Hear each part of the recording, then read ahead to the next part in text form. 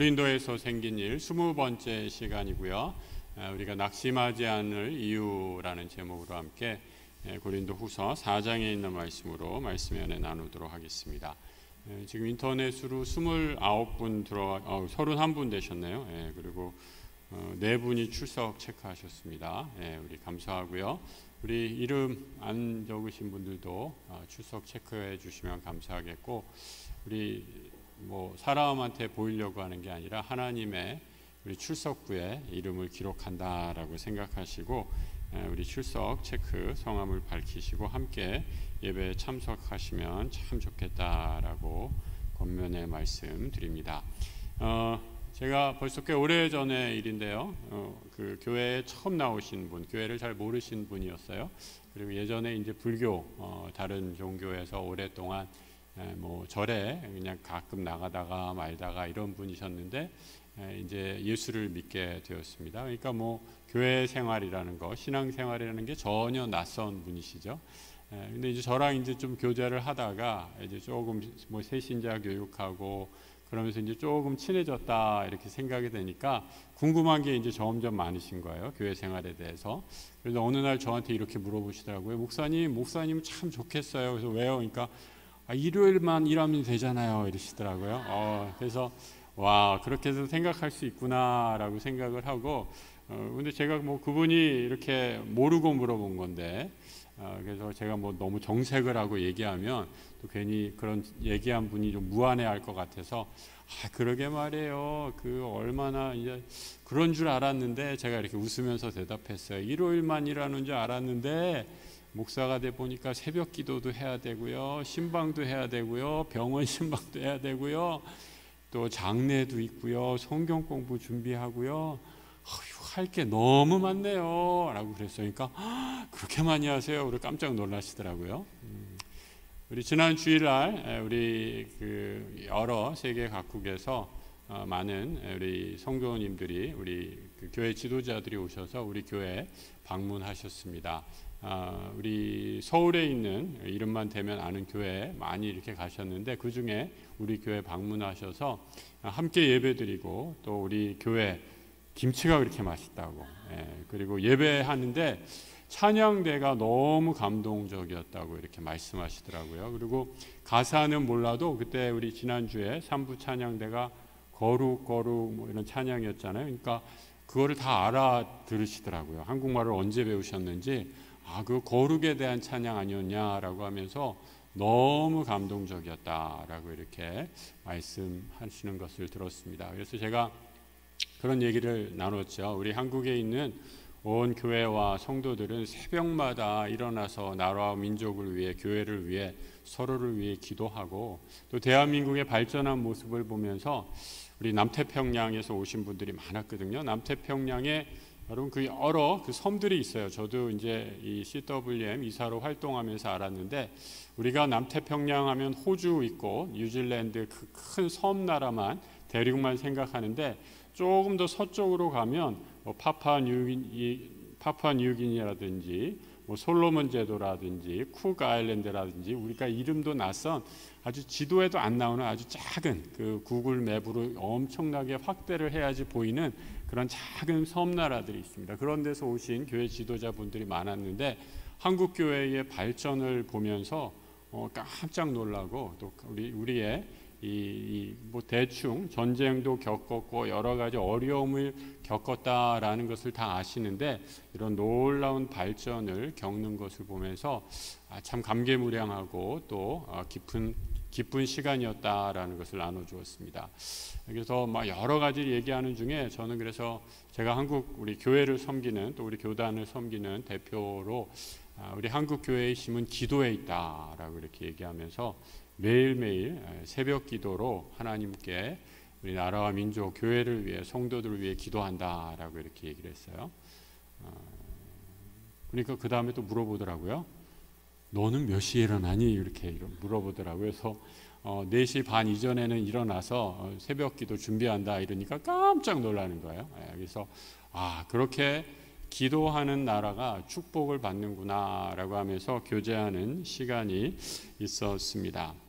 여러분, 우리가 여러 가지 힘든 일이 있고 어려운 일이 있지만 하나님의 은혜를 붙잡고 낙심하지 않을 이유가 있습니다. 오늘 고린도 후서, 고린도 교회에 보낸 바울의 편지에는 고린도 교회의 여러 가지 분열, 또 갈등, 어려움, 환난과 핍박이 있었지만 사도 바울은 우리가 믿음 안에서 낙심해야 하지 않은 이유를 말씀해 주고 있습니다. 그 이유를 몇 가지 함께 말씀을 통해서 살펴보고자 합니다. 먼저 첫 번째, 우리가 낙심하지 말아야 될 이유, 4장 1절입니다. 우리 새한글 성경으로 같이 한번 읽어보죠.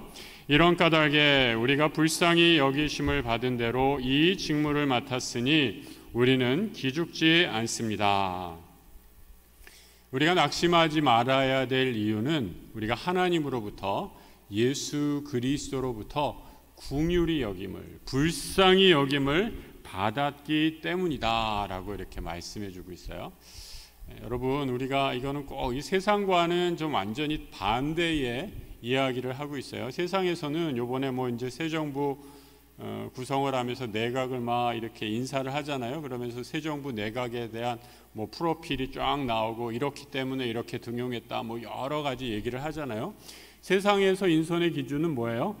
그 자리에 그 정도의 능력이 있기 때문에 이 사람을 적재적소에 기용을 해서 우리 나라와 여러 가지 행정과 외교와 국방을 책임지겠습니다라는 그러한 논리가 아주 중심에 깔려 있는 것을 보게 되죠. 그래서 만약에 여기에 미흡하면 여러 가지 얘기들이 나오는 것을 우리가 늘 보아왔던 그러한 스토리는 것을 알 수 있습니다. 하지만 여러분, 우리 성경에서는 뭐라고 얘기하는가? 하나님이 우리를 불러주신 이유, 우리가 잘나서, 우리가 스펙이 화려해서, 우리가 준비가 돼서 우리가 이 부르심을 받은 것이 아니라 왜요? 불쌍해서. 하나님이 우리를 불쌍해서 불러주셨대요.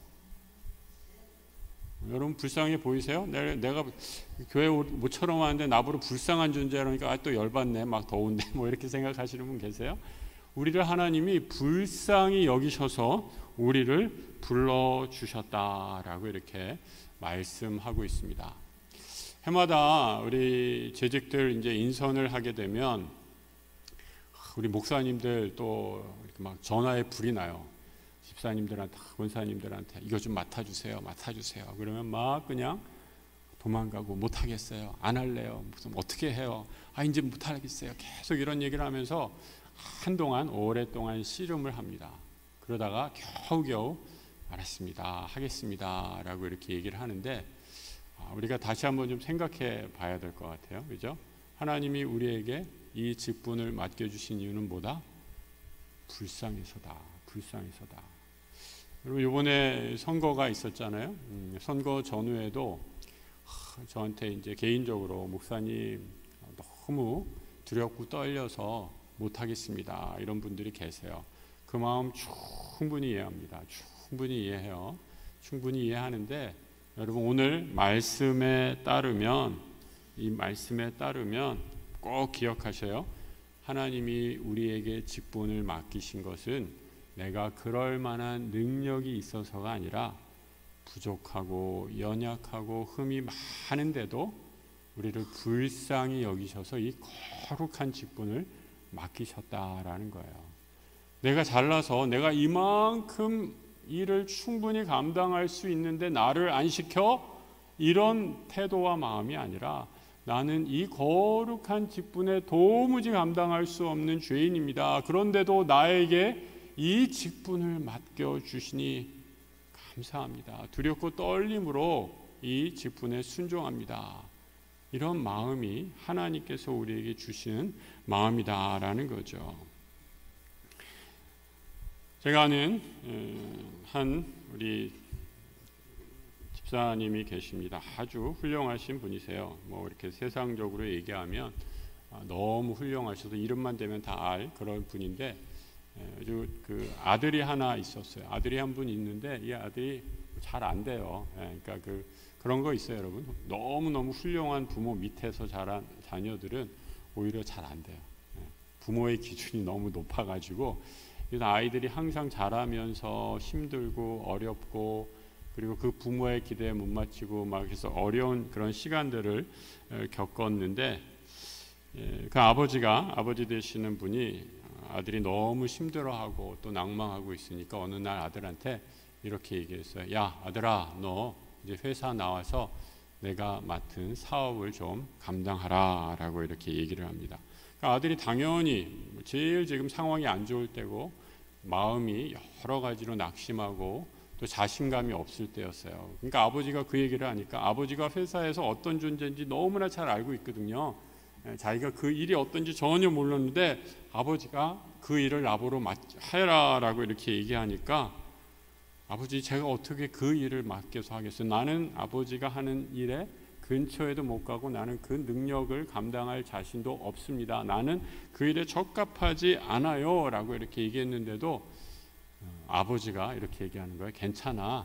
그래도 난 네가 너를 믿고 네가 내 일을 해주는 것만도 고맙다 라고 이렇게 얘기하면서 그 아들을 끝까지 신뢰하고 믿어줬어요. 아들이 일도 없고 자신감도 많이 잃게 되니까 아버지가 일부러 자신의 일을 맡긴 거죠. 그러면서 이 일을 하면서 조금씩 일을 배워가고 사람들과의 관계를 통해서 일의 성격을 알게 되고 하면서 그 회사를 지금 잘 운영해가는 그런 분 있습니다.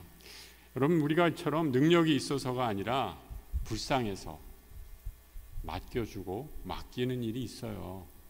성경에만 있다고 생각하지 마세요. 이런 일들이 실제로 일어나고 있다라는 거죠. 하나님이 우리에게 일을 맡기신 것, 직분을 주신 것, 우리가 능력이 있고 거기에 그만한 모든 경험을 갖춰서 맡긴 것이 아니라 오직 당신의 긍휼로 하나님이 우리를 불쌍히 여기셔서 우리가 연약함에도 우리를 세우셨습니다 라는 것을 기억하고 하나님의 부르심에 불쌍히 여기심에 감사하면서 순종하는 우리 모든 약수의 성도들 되시길 주님의 이름으로 축복합니다. 두 번째, 우리가 낙심하지 않는 이유, 우리의 마음의 중심에 그리스도가 계시기 때문입니다. 오늘 본문 5절 말씀입니다. 같이 한번 읽어보겠습니다. 우리가 선포하는 것은 우리 자신들이 아닙니다. 예수 그리스도께서 주님이시고 우리 자신들은 예수님 때문에 여러분의 종이라고 선포하는 것입니다. 바울의 사역의 모든 중심에는 예수 그리스도가 있었습니다. 그래서 사역이 힘들고 고단하고 때로는 자신의 생명의 위협까지 느낄 정도로 많은 환난과 핍박이 있었지만 그는 예수를 중심 삼아 흔들리지 않는 믿음의 길, 사명을 감당할 수 있었습니다. 내가 전파되는 것이 아니라 그리스도를 전파하고 나는 그분의 종일 뿐입니다 라고 고백하는 거죠. 여러분 우리 중심이 예수 그리스도이실 때 우리는 다시 일어설 수 있습니다. 내가 중심이 되면요 이 일처럼 힘든 게 없어요. 내가 중심이 되면 시험에 빠지고 낭망할 수밖에 없고 사람들의 기대에 사람들과의 관계에서 실패하고 낙담하고 절망하게 됩니다. 하지만 영원한 우리의 중심, 우리의 주인 되신 예수 그리스도를 바라볼 때 우리는 사명으로 감사함으로 이 일을 감당할 수 있습니다. 누가복음 2장에 보면 예수님의 어린 시절 아주 이렇게 복음서의 가운데 누가복음에만 있는 아주 재미있는 기사가 등장하게 됩니다. 마리아와 요셉이 예수를 데리고 이제 예수님이 한 12살 정도였던 것 같아요. 그러니까 성인식을 그때 보통 유대 아이들은 성인식을 하는데 성전에 6월절에 다녀오게 됩니다. 그래서 예루살렘에 가서 예배를 잘 들었어요. 제사를 잘 했어요. 그리고 예루살렘에서 돌아오는데 이 엄마 아빠도 참 정신이 없지. 애가 없는 줄 하루가 지나서야 알게 된 거예요. 근데 여러분 이게 우리 기억으로 이거 정신이 나간 엄마 아빠 아니야 이렇게 생각할 수 있지만 그 시대 1세기에 여행을 한다는 것은 혼자 갈 수가 없는 여행이었어요. 유대 사람들이 마을마다 정한 절기면 떼거지로 인해서 뭐 시족 단위로, 마을 단위로, 가문 단위로 여러 명이 함께 갑니다. 그리고 그냥 갈 때 제사를 드릴 때 뭐 등에 보찜 하나 메고 가는 게 아니라, 캐리어 끌고 가는 게 아니라, 유월절 제사이기 때문에 여러분 뭘 갖고 가요?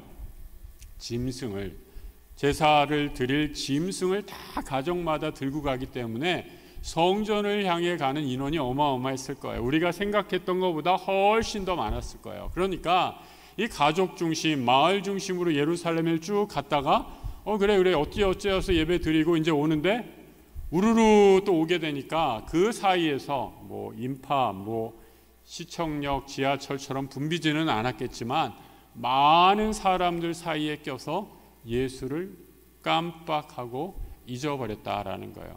마리아는 아마 요셉이 챙겼으리라 생각했고, 요셉은 아마도 마리아가 알고 있었으리라 생각했는데, 둘 다 물어보니 우리 아들이 없어졌다라고 얘기를 하는 겁니다. 아이가 없어지니까 어떻게 해요?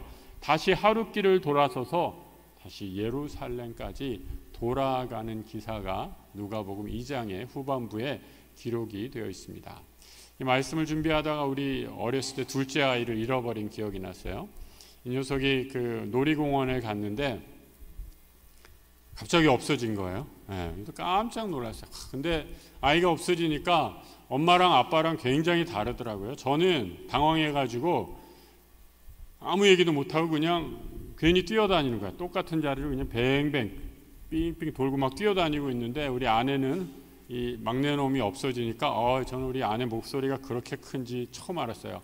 민세 이렇게 막 부르면서 그냥 큰 소리로 얘기를 하더니 얼마 안 있다가 그 놀이동산에 있는 그 안전요원들 있잖아요. 그 안전요원들을 다 불러 모으더니 몇 분 사이에 수색대를 조직하더라고요. 그러더니 우리 애 좀 찾아주세요 하고 해서 얘기를 해서 한 몇 분 안에 우리 아이를 찾았어요. 이놈이 어디 있었냐면, 어디 있었게요? 아이스크림 가게 앞에 있었어요. 아이스크림 가게 앞에서 또 기가 막힌 일, 그 어떤 아저씨가 아이스크림을 사줘서 그거를 그냥 맛있게 먹고 있더라고요. 그래서 하도 기가 막혀가지고 이놈아 너 그거 어디서 났어? 그러니까 이 아저씨가 사줬다는 거예요. 그래서 그 아저씨한테 아이고 감사합니다. 그러니까 그 아저씨 얘기가 더 웃겨요. 이놈이 자기를 이렇게 계속 보더라는 거예요. 이렇게 먹고 싶은 눈으로. 그래서 옷 입은 거 보면 엄마 아빠가 없는 고아인가 이렇게 생각하다가 그 정도는 아닌 것 같은데 이렇게 생각해서 아이스크림을 그냥 사줬다라는 거예요. 그거를 그냥 그 자리에서 먹고 행복한 표정으로 아이스크림 하나를 빨고 있더라고요. 제가 이것을 보면서 참 이놈 누굴 닮았는지 그런 생각을 했어요. 여러분, 이 생각을 하면서 저는 이 오늘 본문에서 마리아, 요셉 둘 다 하나님께 헌신했던 사람들 아니에요? 하나님 아들 메시아를 위해 모든 것을 드린 주님의 종입니다. 근데 헌신한 사람들, 열심인 사람들이 빠지기 쉬운 함정 한 가지가 있다라는 생각이 들었어요. 그것이 무엇인가? 예수 없이 일하는 거예요. 예수 없이 일하는 거. 너무 열심히 하다 보니까 예수 없이 일하는 경우들이 의외로 종종 많다라는 겁니다. 기도도 열심히 하고 봉사도 열심히 하고 가정에도 잘 열심히 하고 소중하고 귀합니다. 그런데 이 모든 것 중에 가장 중요한 질문은 그 중심에 예수와 함께 하고 있는가라는 겁니다. 여러분, 이 모든 것들 예수 없이 할 수 있어요. 예수 없이 할 때 그것은 종교 생활로 갑자기 변질되게 되는 거죠. 아이를 위해 놀이동산을 갔는데 여러분, 아이가 없어졌으면 그 놀이동산의 시간은 다 망친 거예요. 아무 소용이 없는 거예요. 그래서 아이를 항상 먼저 챙겨야 되는 거예요. 아이가 없이 떠나면 뭘 챙겨야 돼요, 여러분? 여권을 챙겨야 되듯이 항상 챙겨야 되는 것이 있다라는 겁니다. 부모는 예수를 잃어버리고 어디까지 갔는가? 44절과 45절 누가복음에 이렇게 얘기하고 있죠. 말씀드린 것처럼 길 가는 사람들 가운데 예수님이 있다고 생각하고서, 이게 참 재밌어요, 여러분. 이런 관점으로 읽어보면 예수님이 있다고 생각하고서 하루길을 간 거예요. 그리고 또 예수님을 어디서 찾았는가? 친척과 또 아는 사람들 가운데서 예수를 찾고 또 찾았어요. 사람들 사이에서 예수를 찾고 또 찾았어요. 그런데 예수는 거기 없었다라는 거예요. 저는 이 구절을 보면서 역사가 오래된 교회, 우리 교회 같은데 역사가 오래된 우리 다들 너무 친하잖아요. 너무 친한 사람들끼리 모이면요 그렇게 되더라고요. 예배보다 교제가 더 먼저 되더라고요. 교제가 더 먼저. 저는 실제로 그런 분들 많이 봤어요. 우리 그 이민교회를 섬길 때 나이가 연세가 꽤 많으신 분이었는데 제가 섬기는 곳에서 4시간을 운전하고 오는 4시간. 거기서 제가 너무 얼마나 존경스러운지 4시간을 운전하고 오는 거예요. 꼭 주일날마다 매번. 너무 감사하다. 얼마나 이렇게 그 먼 길을 운전하고 기름값이며 뭐며 그리고 얼마나 좋아하시는지. 근데 나중에 그러시더라고요. 나중에 알게 됐어요. 어떻게 이렇게 오시고 감사하고 기쁘게 오시냐 그러니까 딱 한마디 하시더라고요. 나 동창 보러 와 이러시더라고요. 동창 보러. 교제가 그분의 가장 큰 이유였어요. 네. 여러분 물론 사람 만나고 중요합니다. 교제하는 거 중요합니다. 그런데 친족, 친구 만나 그곳에 예수가 있나 없나 생각하셔야 됩니다. 예배만큼 중요한 것이 없다라는 거죠. 교회 오는 목적이 친구와 교제하기 위함이라면 다시 한번 예수를 만나는 자리로 돌아가야 한다라는 거죠. 그 다음에 이어지는 46절에 이렇게 시작을 하죠. 3일 뒤에야, 2장 46절 한번 보여주세요. 3일 뒤에야 성전에서 예수님을 찾아냈다. 예수님은 어디 계셨어요? 성전에서 선생님과 함께 앉아서 듣기도 하고 자세히 묻기도 했다. 굉장히 이게 상징적인 의미가 있어요. 예수님은 성전에서 만난 성경 교사들과 함께 말씀이신 예수님은 그들과 함께 대화하는 마땅히 있어야 할 자리에 계셨다라는 거예요. 신앙의 핵심은 예수와 함께 하는 것입니다. 예수와 함께 해야 우리가 믿음의 길, 신앙을 잃어버리지 않기 때문입니다. 예수 손잡고 우리 가정으로, 예수 손잡고 우리 일터로, 예수 손잡고 교회로 돌아오는, 교회를 섬기는 그런 성도들 되시기를 축복합니다. 그래서 여러분 교회 안에 우리의 대화가 얼마나 영적인가 여러분 스스로 늘 점검하셔야 돼요. 우리 교우들끼리 만나서 하는 대화가 어떤 대화들인가? 세상 얘기, 자녀, 건강, 재물 다 좋아요. 정치 얘기 다 좋은데 여러분 이 대화 가운데 이 대화 속에서 이 풍성한 세상 이야기 속에서 얼마나 할 얘기들이 많아요. 이 풍성한 대화 속에서 예수 그리스도가 차지하는 비중, 예수가 중심인 대화가 우리 가운데 하나도 없다면 우리의 신앙이, 우리의 중심이 금방 예수에게서 멀어지게 됩니다. 여행 중에 아이를 잃어버리면 그 여행은 망친 여행입니다. 믿음의 삶에서 기쁨이 경험되지 못한다면 여러분 그 이유, 우리 신앙이 기쁨이 경험되지 못한다면 그 이유 예수를 잃어버리기 때문 아닙니까? 다시 그곳으로 돌아가야만 합니다. 그래서 여러분 저는 유튜브 어쩔 수 없이 드리는 거 괜찮아요. 근데 여러분 오프라인 예배, 아날로그 예배를 훨씬 더 우선적으로 추구하시기 바랍니다. 저는 최근에 그 심리학에서 여러 가지 이제 연구들을 많이 하겠는데요. 사람이 언제 그 보람을 많이 느끼는가, 사람이 언제 의미를 많이 찾는가, 자기가 어떤 일을 할 때 고생하면서 노력하면서 수고하면서 어떤 경험, 행했던 경험들에서 의미와 보람을 찾는다라고 이렇게 얘기를 해요. 여러분, 오늘 교회 오신 분 중에 오늘 예배당 올 때 30분 이내로 왔다라는 분 한번 손 들어보세요. 우리 교회 오는 데까지 한 30분 정도면 된다. 손 들어보세요. 30분 이내. 손 내리시고 30분 이상 걸린다. 30분 이상 걸린다. 예. 그 몇 분 되시네요? 1시간 넘는다. 2분, 3분, 많이, 이렇게 많으세요? 1시간 반이 넘는다. 1시간 반, 90분.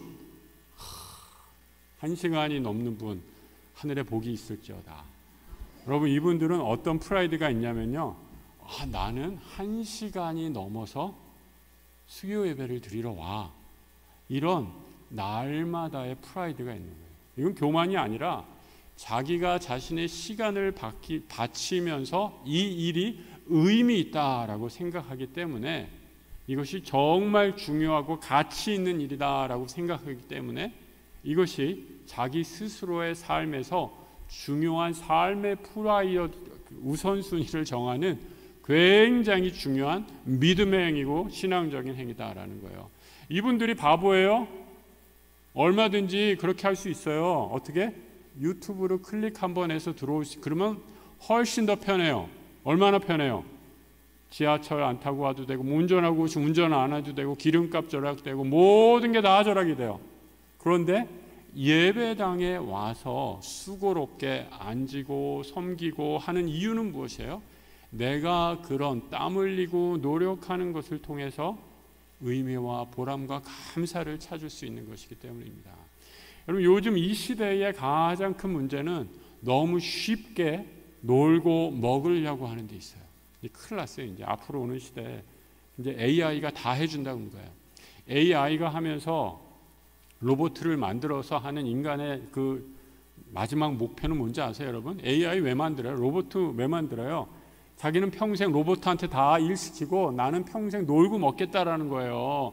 인간의 마음의 중심에 그런 악한 본성이 숨어 있는 거예요. 그러면 인간은 스스로 땀 흘리고 노력하고 어떤 가치를 부여하는 모든 삶의 의미들을 상실하게 됩니다. 제가 분명히 예언하건대 앞으로 기술, 문명, AI가 더 발전한 시기에 무엇이 많아진다? 정신병자가 훨씬 더 많아질 거예요. 성경으로 얘기하면 귀신 들린 자가 엄청 늘어날 거예요. 지금도 곳곳에서 그런 현상들이 보이고 있어요. 얼마나 멘탈에 이상한 사람들이 많은지 막 차를 막 아무데나 몰고 가고 경찰이 쓰라고 하는데도 끝까지 도망가고. 근데 만약에 여러분 이런 멘탈이 이상한 사람이 지도자가 됐다라고 생각해 봐요. 저기 어디 큰 나라, 저 태평양 어디 건너서 전 세계가 불안에 떨게 되는 그런 위기에 처할 수 있다라는 거예요. 기도하셔야 됩니다. 지금 영적으로 굉장히 위험한 시기입니다. 그래서 우리가 더 하나님 앞에 예배를 지키고 아날로그적인 신앙으로 우리 성도들 예배를 사모하고 예배를 위해 흘리는 땀을, 예배를 위해 드리는 시간을 아까워하지 않는 그런 거룩한 낭비를 아까워하지 않는 우리 귀한 예배자들 되시길 주님의 이름으로 축복합니다. 우리는 연약하고 질그릇 같지만 포기하지 않는 이유, 그 안에 보배가 있기 때문이다 라고 말씀합니다. 4장 7절입니다. 같이 읽어보죠.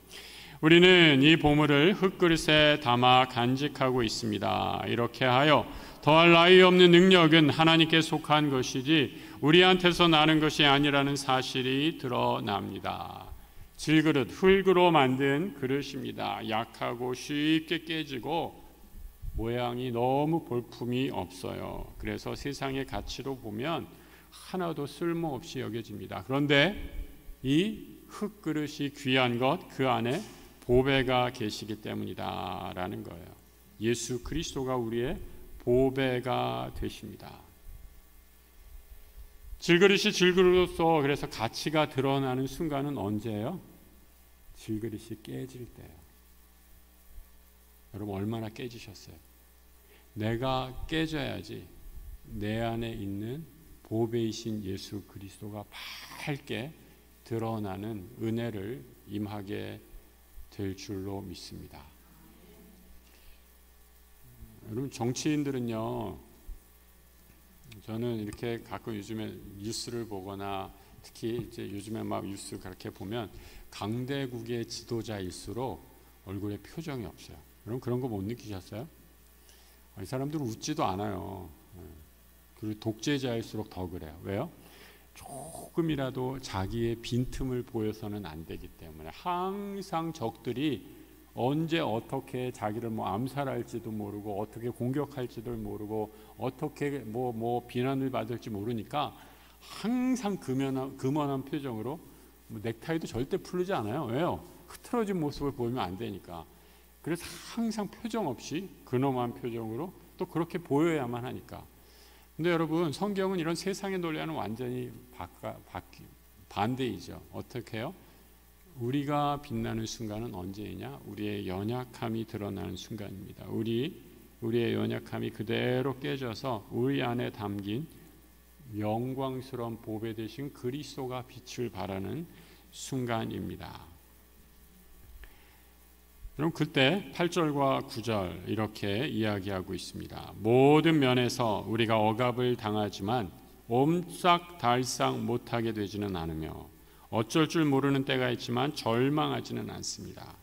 우리가 박해를 받지만 완전히 버림받지는 않으며 내동댕이 쳐지기를 하지만 망하지는 않습니다. 사역의 위기, 마지막 순간까지다 라는 그 순간에 우리는 오히려 그리스도의 능력이 내 안에 감추져 있던 보배이신 그리스도의 생명의 빛이 드러나게 됨을 역설적으로 경험하게 된다라는 거죠. 그래서 10절과 11절로 이어지는데 이렇게 말씀하고 있습니다. 같이 한번 또 읽어보죠. 언제나 우리는 예수님의 죽으심을 몸에 지고 여기저기로 다닙니다. 그것은 예수님의 생명도 우리 몸에 나타나도록 하기 위해서입니다. 우리 곧 살아있는 사람들은 예수님 때문에 늘 죽음에 넘겨집니다. 그것은 예수님의 생명 또한 우리의 죽을 몸뚱이에 나타나도록 하기 위해서입니다. 우리 몸에 이 죽을 몸뚱어리 안에 영원하신 예수의 생명이 내재되어 있다, 장착되어 있다라고 말씀하는 거예요. 그래서 우리가 연약하면 연약할수록 우리의 겉사람의 모습이 깨지고 상처 있고 아프면 아플수록 내 안에 있는 예수 그리스도가 더 밝게 빛나고 영광을 드러내는 그런 놀라운 역사가 일어나게 된다라고 말씀하고 있습니다. 한 선교사님이 계십니다. 지역을 밝힐 수 없는 무슬림 국가에서 사역하는 분입니다. 하루에도 몇 번씩 생명의 위협을 받는 그런 어려운 상황인데 현지인에게 잡혀서 붙잡혀서 복음을 전하다가 위협을 당하기까지 하고 가족들에게 해가 당할까 봐 늘 노심초사입니다.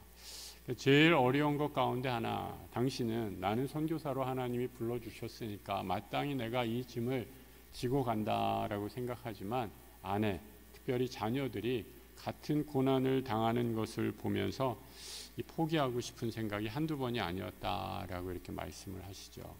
그런데도 이 사역을 끝까지 감당할 수 있는 것 무엇입니까? 단 하나, 내 안에 예수 그리스도께서 나와 함께 나를 통해 일하시기 때문이다라고 고백하십니다. 여러분, 실패해도 괜찮습니다. 좀 넘어져도 괜찮습니다. 우리가 깨져야, 우리가 산산이 부서져야 내 안에 있는 예수님이 더 밝히 드러나기 때문입니다. 이 믿음을 통해 우리는 예수의 영광, 하나님의 영광을 드러낼 것입니다. 우리는 연약한 질그릇이지만 보배이신 예수 그리스도를 담고 있는 그런 존재들입니다. 현실 속에서 어려움과 위기와 위험이 또 때로는 우리의 연약함으로 실족하고 넘어지더라도 다시 일어나 달려가시기 바랍니다. 피를 흘려도 낙담하지 말고 포기하지 말고 끝까지 이 믿음의 길을 달려갈 때 하나님이 우리를 칭찬하시고 귀히 보십니다. 하나님은 결승선에 딱 서서 1등, 어이구 1등만 들어와라 천국의 문을 그렇게 열어놓고 기다리시는 분이 아니세요.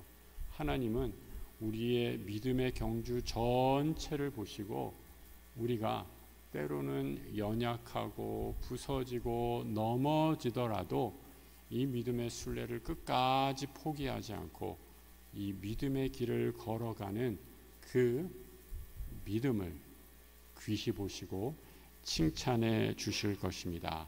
이것이 하나님께 영광 돌리는 일임을 기억하고 믿음 안에서 이 순례의 길, 믿음의 길 걸어가시는 오늘 우리 모든 성도들 되시길 주님의 이름으로 축복합니다.